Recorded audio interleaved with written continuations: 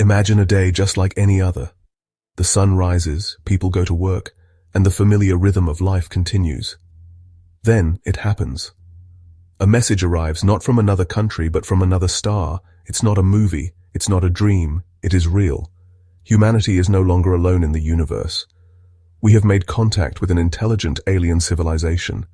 This single moment would change everything we thought we knew about our place in the cosmos.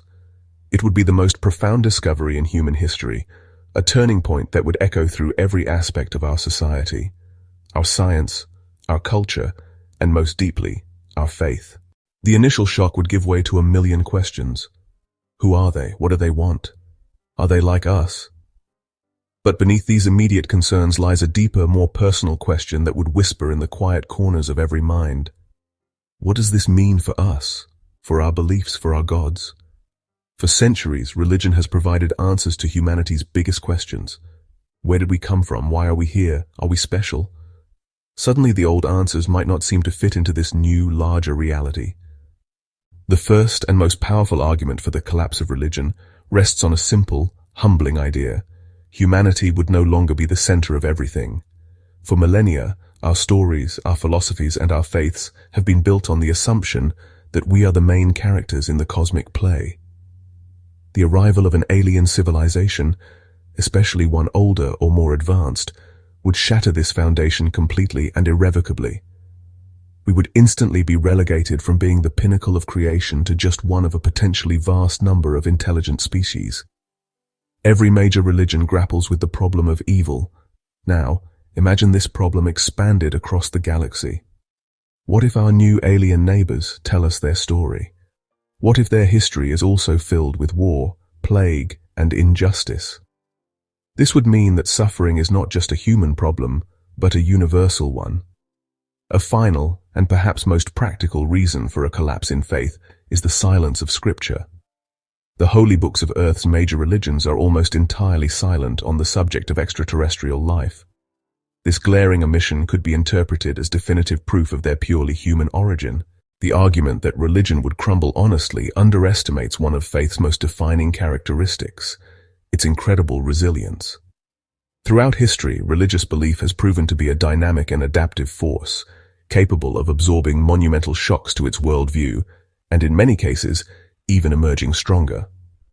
Major scientific revolutions that were once seen as faith killers actually became, over time, integrated into theological understanding. Faith is not a house of cards waiting for a cosmic wind to blow it over. It's more like a deeply rooted tree that bends, grows, and finds the light. Rather than diminishing God, the discovery of extraterrestrial life could expand the concept of the divine to an unimaginable scale. The discovery would be framed as humanity finally opening its eyes to the true scale of the divine masterpiece. Religious leaders could deliver powerful sermons about a God whose creativity is not confined to one planet or one species. The God of Earth would become the God of the cosmos, and for many that would be a far more worthy object of worship. Islam offers a worldview that is remarkably open to the possibility of extraterrestrial life. The Quran repeatedly refers to Allah as Rabb al-Alamin, the Lord of all worlds. One verse states, "And among his signs is the creation of the heavens and the earth, and the living creatures that he has scattered through them." We have just met more of God's family.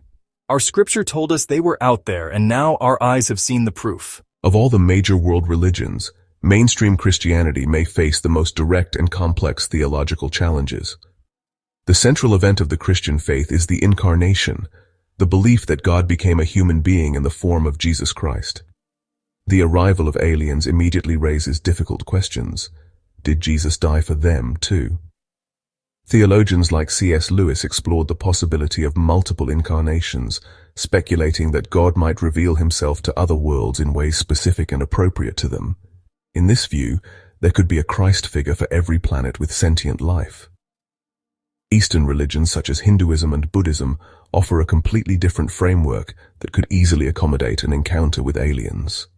They envision a universe that is ancient, immense, and filled with countless worlds and realms of existence, inhabited by a wide variety of beings. These beings are not alien in a fundamental sense. They're simply other sentient beings caught in the same cycle of existence as we are. In the hours following the confirmation of alien contact, the world would turn its eyes to its most prominent religious figures.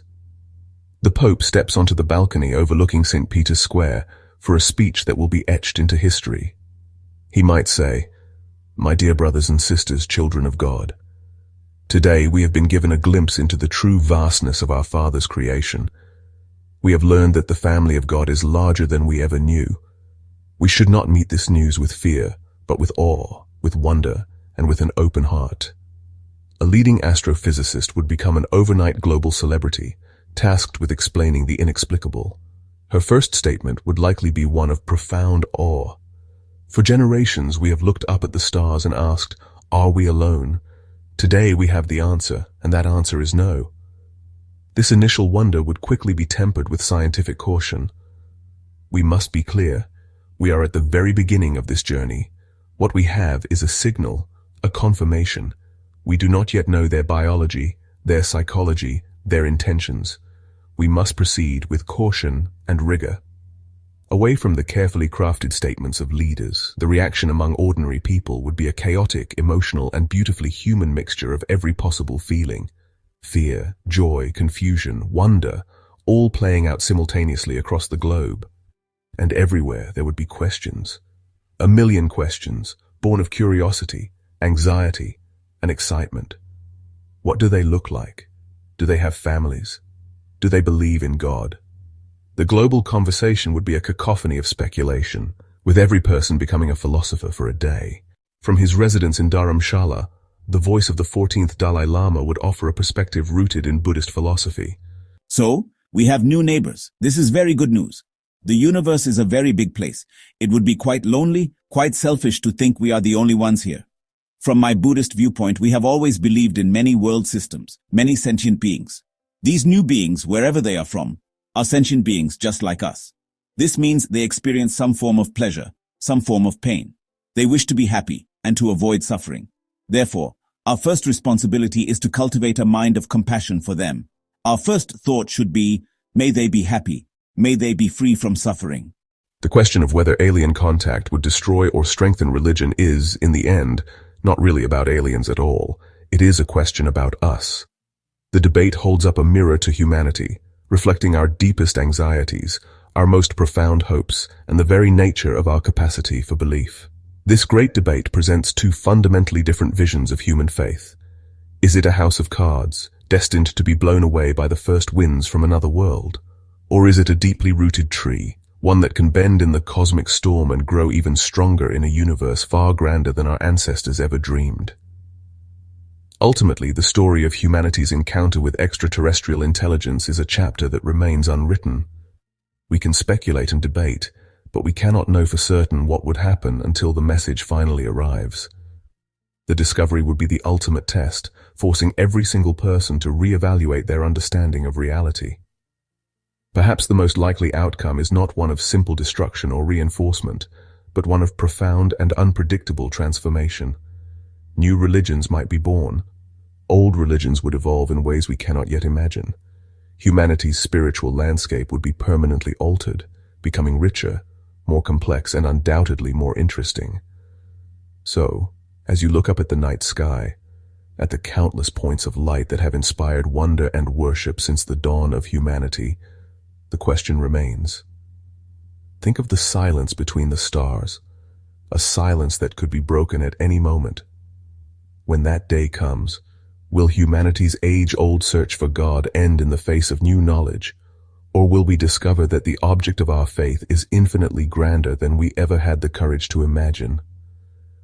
The final answer lies not in the stars, but within ourselves, waiting for the day we are finally forced to ask the question for real.